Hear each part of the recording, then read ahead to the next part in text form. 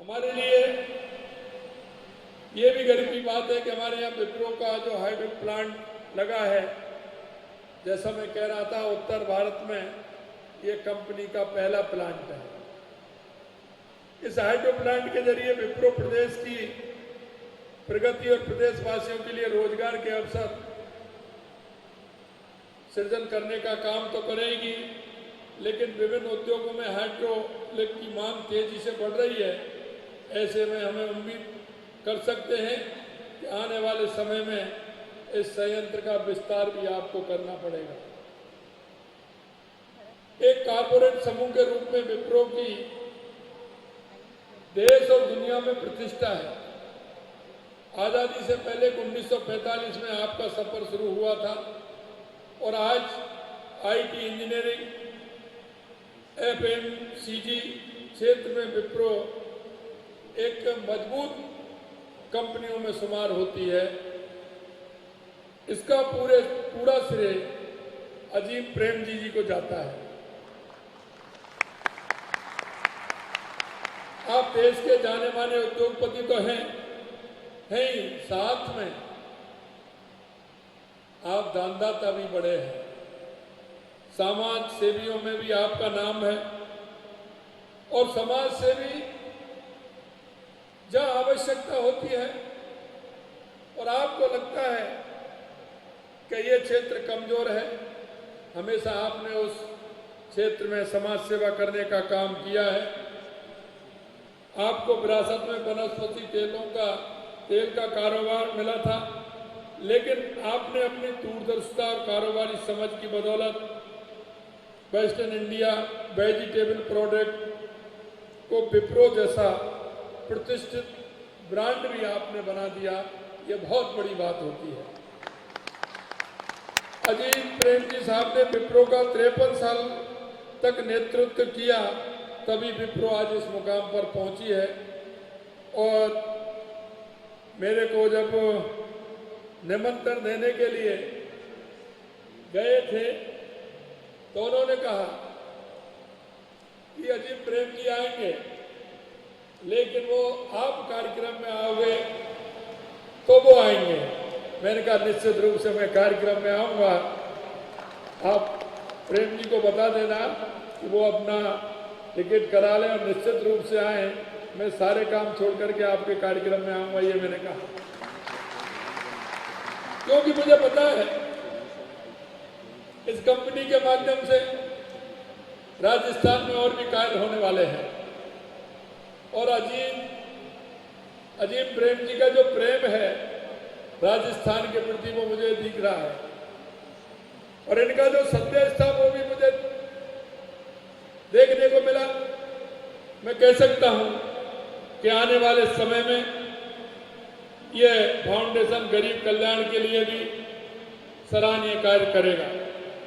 पिछले लगभग 2 दशक से अधिक समय से राजस्थान सरकार के साथ मिलकर अजीम प्रेमजी फाउंडेशन के प्रयासों ने शिक्षा की गुणवत्ता को बेहतर किया है। मैं विप्रो के लीडर्स को बताना चाहूँगा कि राजस्थान संभावनाओं का प्रदेश है। ये औद्योगिक विकास के लिए भरपूर अवसर है। आप और हम साथ जुड़ेंगे तो निश्चित तौर पर प्रगति की नई इमारत भी हम लिखेंगे। मैं विकास की इस यात्रा में सहभागी बनने के लिए आपको आमंत्रित करता हूं। हमारी सरकार प्रदेश के औद्योगिक विकास के लिए हरसंभव प्रयास कर रही है। प्रदेश का औद्योगिक विकास आर्थिक उन्नति, सामाजिक उत्थान के लिए बहुत आवश्यक है। औद्योगिक विकास से रोजगार के अवसर में बढ़ोतरी होती है, गरीबी कम होती है और लोगों का जीवन स्तर ऊपर उठता है। हम नई उद्योग नीति 2024 लेकर के आए हैं, जिसमें उद्योग के लिए हमें उद्योग के लिए इज ऑफ डूइंग बिजनेस प्रदेश में ज्यादा से ज्यादा निवेश आकर्षित करने और रोजगार के अवसर सृजित करने के प्राथमिकता दी जाएगी। यही नहीं, हम प्रदेश में निर्यात बढ़ाने के लिए एक्सपोर्ट प्रमोशन नीति भी लेकर आएंगे। राजस्थान के प्रत्येक जिले को एक्सपोर्ट हब बनाने के लिए Rajasthan one district one product policy 2024 पर हम काम कर रहे हैं। लॉजिस्टिक इकोसिस्टम विकसित करने और सप्लाई चेन सिस्टम को बेहतर बनाने के लिए Rajasthan warehousing and logistic policy भी हम लेकर के आएंगे। हम अपनी सरकार के पहले ही वर्ष में राजस्थान में निवेश को बढ़ावा देने के लिए 9 से 11 दिसंबर तक जयपुर में राजस्थान इन्वेस्टमेंट समिट आयोजित कर रहे हैं। मैं उसके लिए आप सभी को और ऐसे सभी आपके मित्रों जो उद्योग के क्षेत्र में राजस्थान के अंदर काम करना चाहते हैं, उन सभी को मैं यहाँ राजस्थान में आमंत्रित करना चाहता हूँ।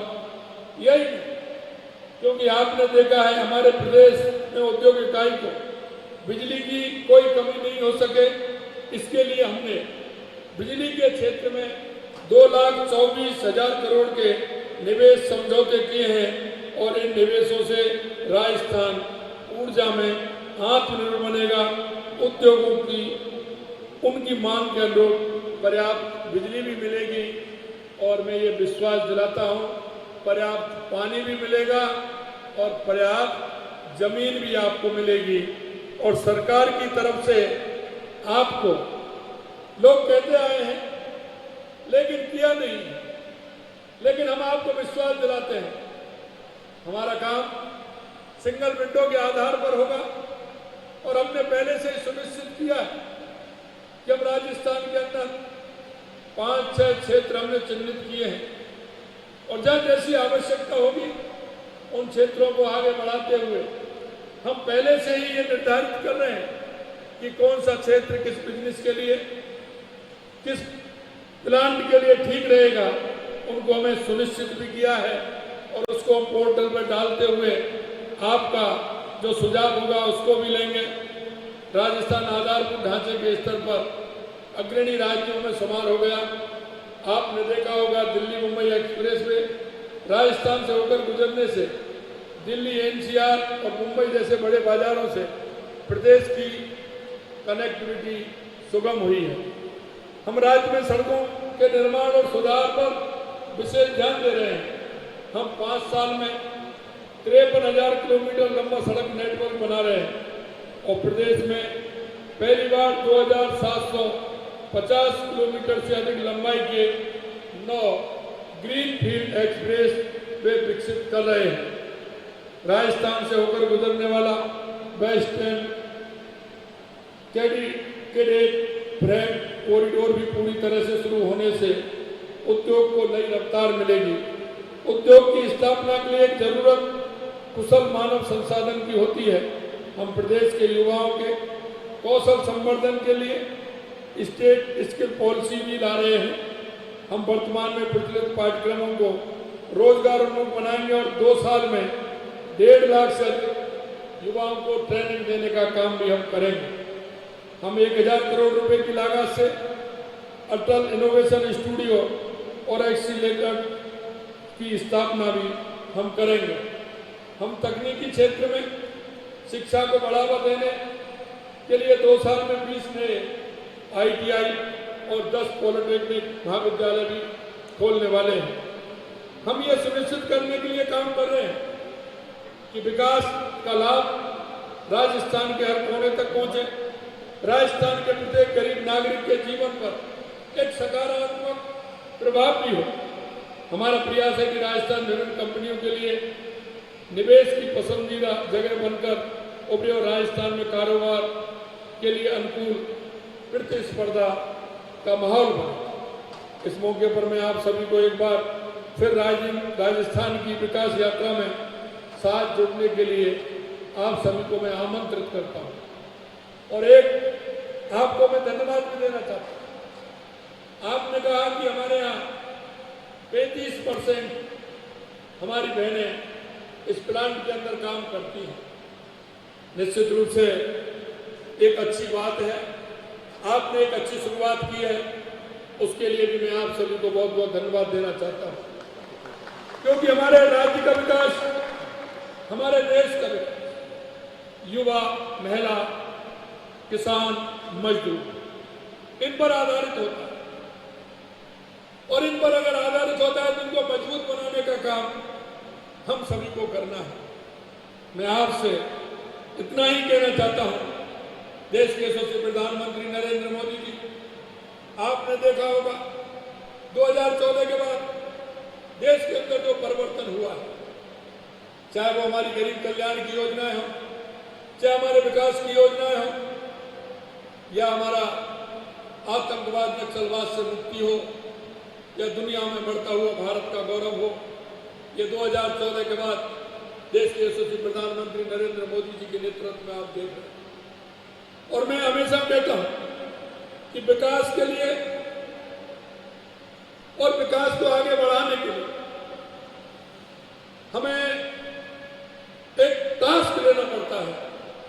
और आप देख रहे हैं देश के यशस्वी प्रधानमंत्री नरेंद्र मोदी जी ने विकसित भारत के लिए उन्होंने जो टास्क लिया है, हर 5 साल में किस तरह से टास्क लिया और 2047 तक हमारा भारत विकसित बने, हमारा भारत दुनिया का नंबर 1 का देश बने, दुनिया में हमारी पहचान हो, दुनिया के अंदर हमारे इंजीनियर, हमारे वो सभी लोग आगे बढ़ते हुए काम करें।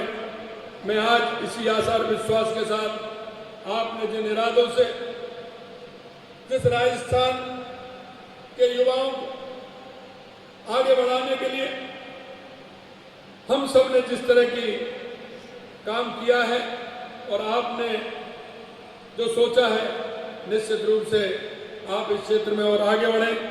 आइए हम नई ऊर्जा एवं मजबूती इरादों के साथ आगे बढ़ें, दुनिया को राजस्थान की प्रगति की शक्ति का देखने का मौका मिले और हम सब इस विकसित राजस्थान और विकसित भारत की उस धारणा को आगे बढ़ाते हुए हम काम करें। अंत में मैं इतना ही कहना चाहता हूं कि आप कोई भी काम करते हैं, लेकिन उसमें सुधार की भी गुंजाइश होती है और आगे बढ़ने की भी गुंजाइश होती है। नए नए काम हम किस तरह से करें, मैं इतना ही आपको विश्वास दिलाना चाहता हूं। राजस्थान के अंदर आप काम करिए, निश्चित रूप से सरकार पूरी तरह से हर क्षेत्र में मदद करने के लिए तैयार है। हम आप पूरी तरह से, हमारी सरकार आप सभी की मदद करेगी और राजस्थान को एक विकसित राजस्थान, क्योंकि जो हमारे पास आवश्यकता है, हमारे पास 2 कमी थी लेकिन उनको भी हम पूरा कर रहे हैं। हमारे यहाँ बिजली की कमी, पानी की कमी, लेकिन हमारा ये वर्ष हमारा पानी और बिजली के लिए है। आपने देखा होगा पानी के क्षेत्र में भी हमने काम किया है पूरे राजस्थान के अंदर, और बिजली के क्षेत्र में भी काम किया है। आने वाले समय में किसी भी प्रकार की कोई कमी नहीं होगी।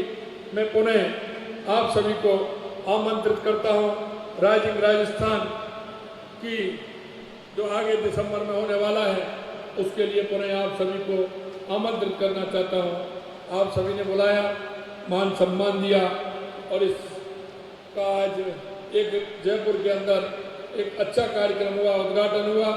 आज से ये काम करेगा, इसके लिए मैं आप सभी को पुनः बहुत बहुत बधाई देना चाहता हूँ। आप सभी को बहुत बहुत धन्यवाद। जय हिंद, जय भारत, जय राजस्थान।